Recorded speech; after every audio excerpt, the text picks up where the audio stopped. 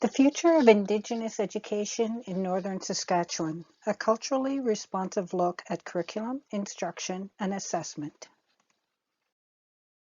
Hi, my name is Nikki, and I'm the daughter of the Wolf Clan of the Lekwungen people and partner to a proud Métis man of Northern Saskatchewan. I would like to acknowledge the land of my ancestors, the Lekwungen and Nikswapsam peoples on which Royal Roads University resides and on which we attend. I would also like to acknowledge the land of the Métis along the Churchill River. It is with honor and gratitude that I present this assignment to you. Hi, hi.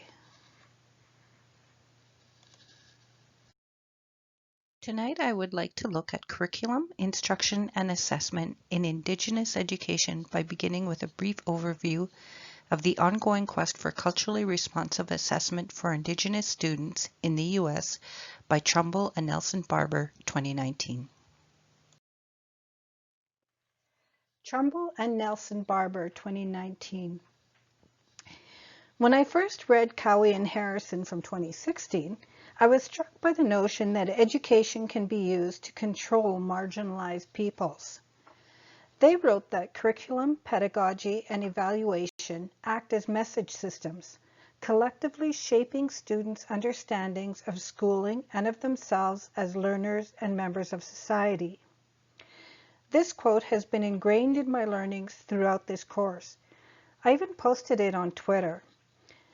Because for me, the key words were shaping students' understanding of schooling and of themselves as learners and members of society.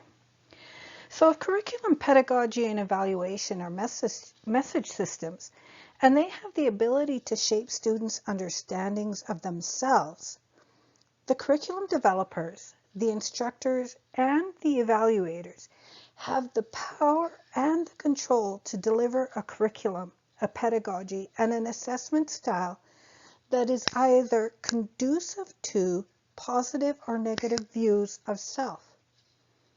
As an Indigenous learner and educator, this, for me, is huge. The implications for educators and administrators is conducive to professional development for teachers in the area of cultural awareness and in the teacher education area for curriculum instruction and assessment planning and development.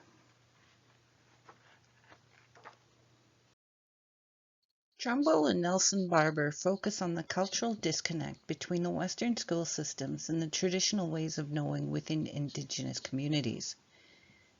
They state that programs such as the U.S. No Child Left Behind program puts pressure on school systems to teach to the test, which ultimately takes away from locally developed programs that support Indigenous learners.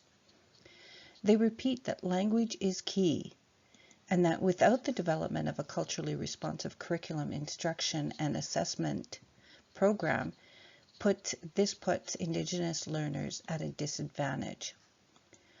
While they talk about a culturally responsive curriculum, instruction, and assessment program, they do not provide examples of what this looks like. They do discuss programs that attempt to indigenize the educational process, and they do discuss initiatives in Saskatchewan.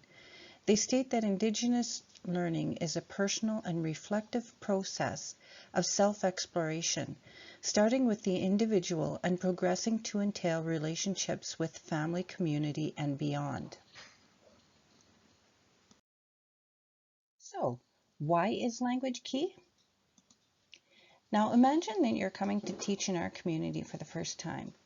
The main language of instruction is English. The main spoken language is English. No problem, right? Well, Trumbull and Nelson Barber explained this better than I have seen it explained before.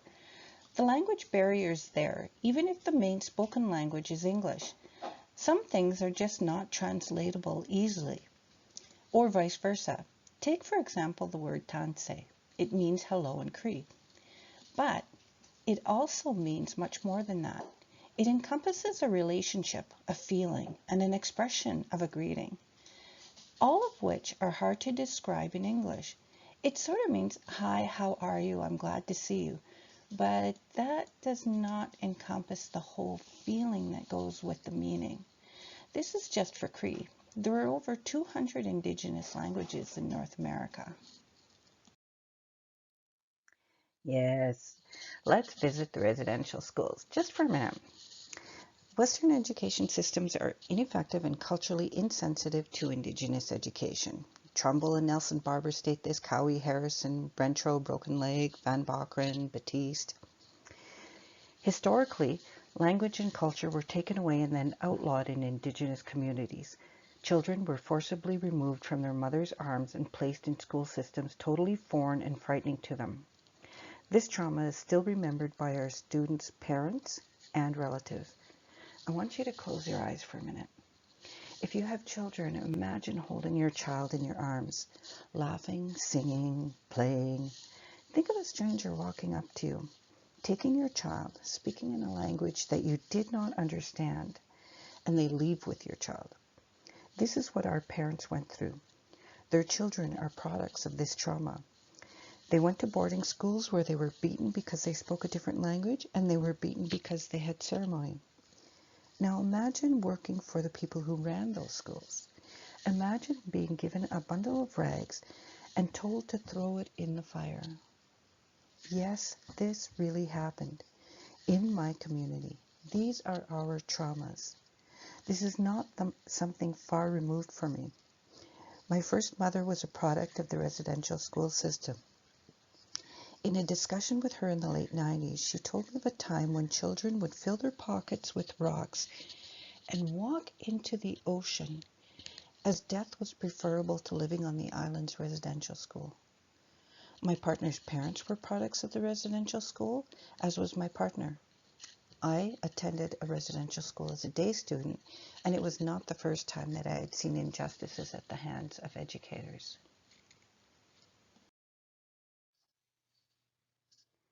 So in order to heal from the past, we look at some of the groundbreaking written work by Brentro, Broken Leg, and Van Bokeren. And they talk about the four directions and the medicine wheel. They discuss the importance of bringing youth back to the roots or reclaiming them. It was the beginning of a movement to work with children deemed as lost, delinquent, or somehow disposable in society. That is, if we look back at the Cowie et al. Quote, children who have been negatively impacted by a curriculum, instruction, and assessment strategy that did more harm than good benefit from the medicine wheel practice and healing through generosity, through belonging, through mastery, and independence. These are what the medicine wheel describes as the four directions.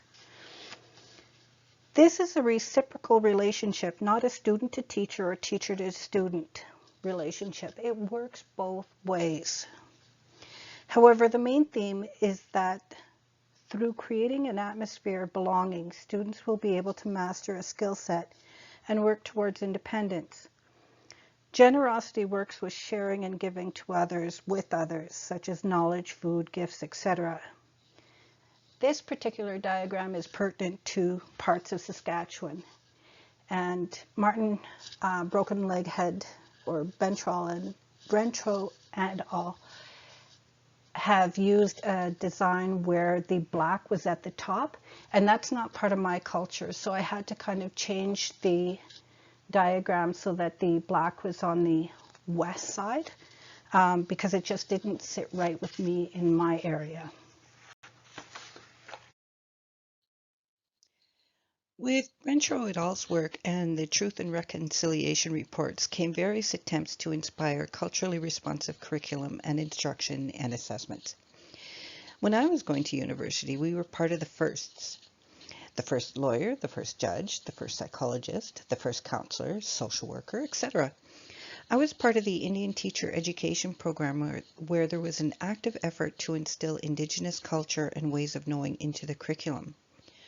One of the main focuses, other than language, were the TP teachings and the connection to the land. This illustration of the TP pole teachings illustrates the complexity of Indigenous ways of knowing. For the Western or colonized educator, the TP lessons would be a linear unit plan, such as today's students, we are going to learn about TP pole number 1, and then move on to 2, 3, 4, etc. I can only share my way of learning. And for myself, I learned from observation, from learning by doing, from making mistakes, sometimes many mistakes, learning from those mistakes, and then starting over with the new knowledge.